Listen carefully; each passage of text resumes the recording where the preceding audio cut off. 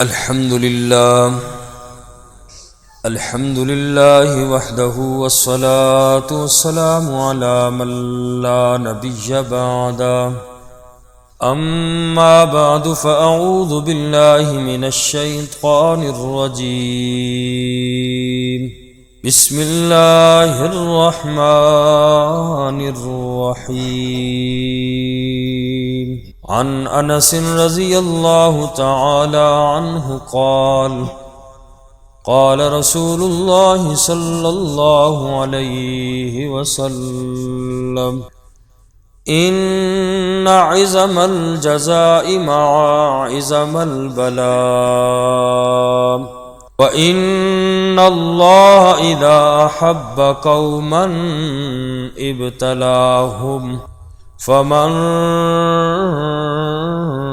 رضي فله الرضا ومن سخط فله السخط أو كما قال النبي صلى الله عليه وسلم سبحان ربك رب العزة عما يصفون وسلام على المرسلين والحمد لله رب العالمين۔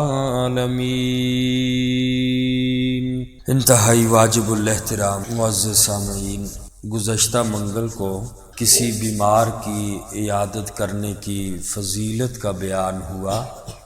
حضرت انس رضی اللہ تعالی عنہ کی روایت ہے، وہ فرماتے ہیں کہ رسول اللہ صلی اللہ علیہ وسلم نے ارشاد فرمایا، ان عظم الجزاء مع عظم البلاء، بڑا انعام بڑی آزمائش پر ہوتا ہے۔ انسان کو مقام اور مرتبہ بڑا ملتا ہے جتنی بڑی آزمائش سے گزرے گا۔ یہ بیماریاں، یہ پریشانیاں، یہ مصیبتیں جتنی بڑی آتی ہے، پچھلی دفعہ حدیث پاک میں عرض کی تھی، آقا علیہ الصلوۃ والسلام نے فرمایا، یبتلی الرجل علی دین قدرہ، آدمی آزمایا جاتا ہے اپنے دین کی بقدر۔ جتنا دین ایمان مضبوط ہوگا، آزمائشیں انسان پر اتنی ہی زیادہ آئیں گی۔ تو بہرحال فرمایا کہ بڑا انعام بڑی آزمائشوں پر ہوتا ہے۔ جتنا بڑا انعام، جتنا بڑا مقام اور شان پاتا ہے تو انسان پہ آزمائشیں بھی اتنی آئیں گی۔ ان عظم الجزاء مع عظم البلاء، بڑا انعام بڑی آزمائشوں پر ہوتا ہے۔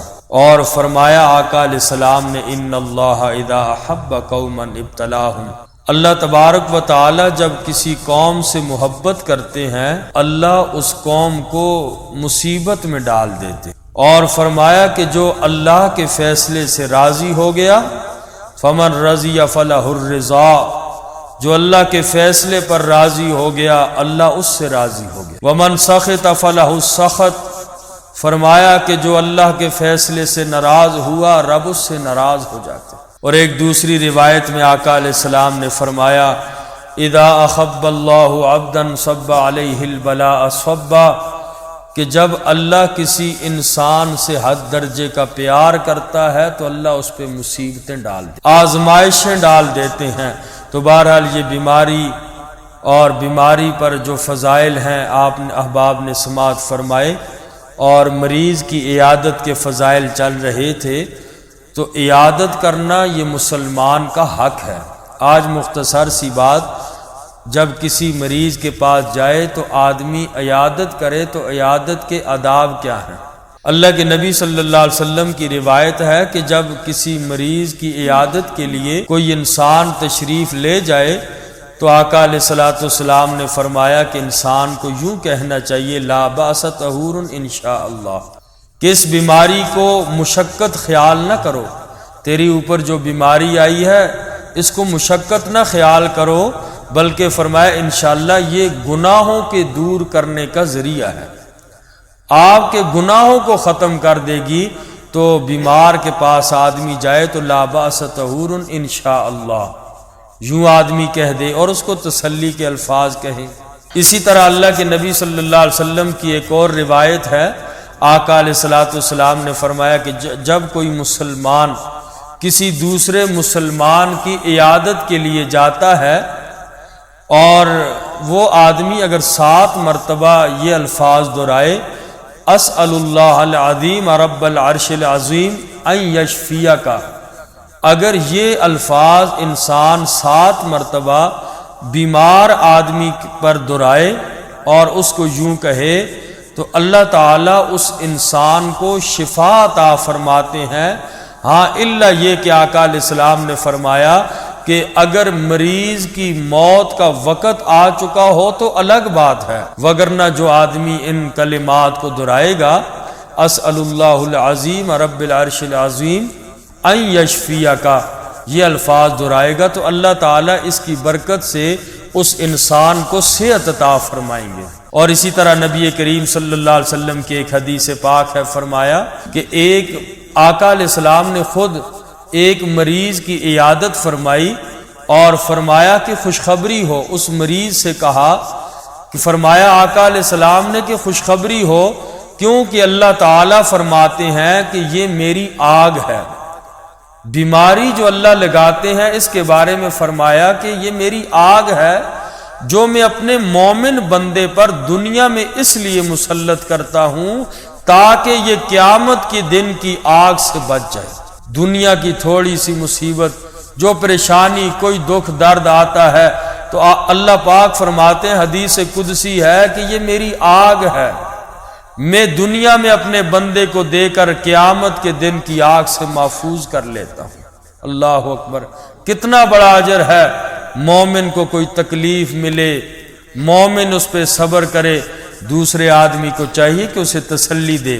اور حضرت عبداللہ ابن عباس رضی اللہ تعالی عنہ کی روایت ہے، وہ فرماتے ہیں کہ مریض کی عیادت کے وقت سنت طریقہ یہ ہے کہ وہاں جا کر اس کے گھر میں تھوڑی دیر بیٹھے اور شور و شغب نہ کرے، اور جیسا کہ آج کل جہاں بھی جاتے ہیں بس 1-2 بندے مل جائیں، یا تو سیاسی گفتگو شروع ہو جاتی ہے تو مریض اپنی جگہ الگ دیکھتا رہتا ہے اور یہ آپس میں لگے ہوئے ہوتے ہیں۔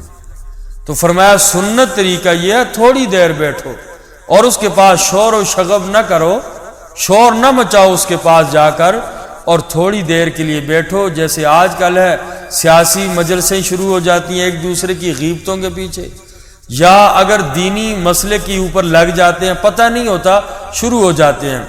تو بہرحال مریض کے پاس جا کر ایسا کام نہیں کرنا چاہیے۔ سنت طریقہ یہ ہے تھوڑی دیر بیٹھے اور شور شرابہ نہ کرے۔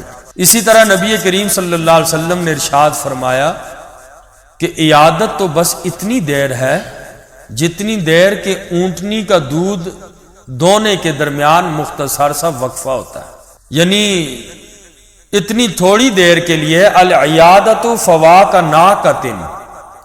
آقا علیہ الصلوۃ والسلام نے فرمایا کہ اونٹنی کا دودھ دونے کے درمیان مختصر سا جو وقفہ کیا جاتا ہے بس عیادت اتنی ہے۔ اور ایک روایت میں فرمایا کہ افضل عیادت اس میں ہے کہ انسان جلدی اٹھ جائے، مریض کو زیادہ تنگ نہ کرے۔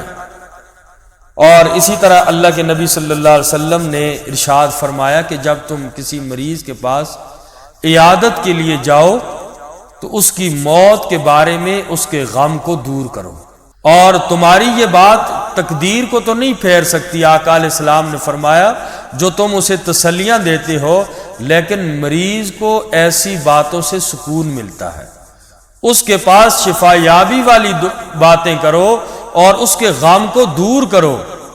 اگرچہ تمہاری یہ غموں کا دور کرنا، اس کو کہنا تقدیر تو نہیں بدل سکتی، لیکن اس سے اس کو راحت اور سکون ملتا ہے۔ اور بعض لوگ ڈراتے رہتے ہیں، یہ تو بڑی خطرناک بیماری تجھے لگ گئی، یہ تو فلاں کو بھی لگی تھی، یہ تو ایسا بھی ہوا تھا، اور اس میں فلاں بندہ بھی مر گیا تھا، بس اللہ ہی حفاظت کرے۔ اس طرح کے لوگ باتیں کرتے ہیں تو ایسی بات مریض کے پاس بالکل نہ کی جائے، یہ سنت کے خلاف ہے۔ اور اسی طرح فرمایا کہ بیمار پرسی کرتے وقت مریض کی تسلی کے کلمات کہنے چاہیے، بیماری کے اجر و ثواب کا تذکرہ کرنا چاہیے، 2-4 احادیث پاک انسان یاد کر لے اس موقع پر، اور تاکہ مریض کا ذہن اجر و ثواب کی طرف متوجہ رہے۔ اور بے صبری اور شکوہ اور شکایت نہ کرے وہ مریض۔ اور اسی طرح فرمایا کہ بیمار پرسی ہر مسلمان کی جا سکتی ہے، چاہے وہ اجنبی ہو یا واقف کار ہے، آپ کا رشتہ دار ہے یا رشتہ دار نہیں ہے، نیک ہے گناہ گار ہے، جیسا بھی ہے ہر ایک کی بیمار پرسی کرنا یہ مستحب ہے۔ البتہ رشتہ دار کی بیمار پرسی کرنے میں زیادہ اجر ہے۔ اور فرمایا کہ بیمار پرسی ادلے بدلے کے طور پر یا کسی غلط غرض کی نیت سے نہیں ہونی چاہیے، بلکہ نیکی اور مسلمان کا حق سمجھتے ہوئے انسان کو دوسرے کی عیادت کرنی چاہیے۔ اور عیادت کے لیے کوئی وقت یا کوئی دن مخصوص نہیں ہے، یہ خیال کہ 3 دن بیماری کی حالت میں گزر جائیں تب عیادت کرنی چاہیے، اس کی کوئی حقیقت نہیں ہے۔ اور اسی طرح عیادت کے لیے ایسے وقت کا انتخاب کرنا چاہیے کہ وہ وقت مریض یا اس کے لواحقین کے لیے کھانے پینے یا آرام کا نہ ہو، ایسے وقت میں انسان جائے۔ اور بالخصوص اسپتال میں متعین اوقات کے علاوہ میں عیادت کے لیے نہیں جانا چاہیے۔ جو وارڈ کے وقت ہوتے ہیں جس وقت کھولا جاتا ہے، کوشش کرے کہ اسی وقت انسان جائے اور اس کے علاوہ آدمی نہ جائے، بالخصوص اس وقت جب کہ مریض ICU وارڈ میں ہوتا ہے، اس وقت کوشش کرے کہ جمگھٹا لگا ہوتا ہے اور تنگی بھی ہوتی ہے عملے کو بھی اسپتال کے اور اسی طریقے سے باقی لوگوں کو بھی، تو کوشش کرنی چاہیے ایسے اوقات میں نہ جائے جس سے تنگی کا انسان شکار ہو۔